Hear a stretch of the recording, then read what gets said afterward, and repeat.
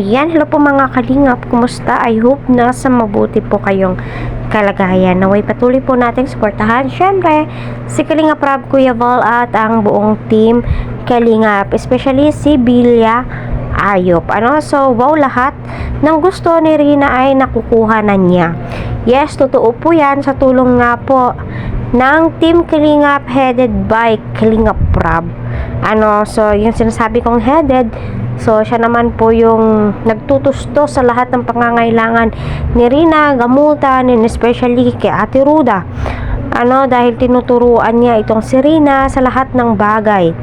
At tinuturuan din po ni Ate Ruda na maging mabuting bata o dalaga. So,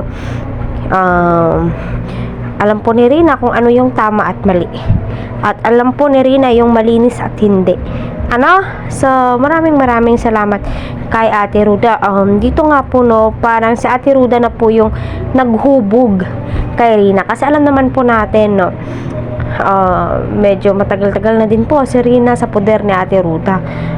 Kaya alam po nating lahat na napamahal na po ito sa kanya, at especially itong si Rina. Si Rina kabisado na ito. Yes, si Rina kabisado na po lahat ng galawan dyan sa apartment, yung mga sinasabi po ni Ate Ruda na pawang kapakanan niya lamang po. So, alam naman po nating lahat na ginagawa po nila lahat, para itong si Rina ay mabigyan ng magandang buhay. Yung gumaling na po siya, yung wala na po siyang tinitake ng gamot. Pero alam naman po natin, kahit na gumaling po itong si Rina, kailangan pa rin po niyang mag-intake ng gamot monthly.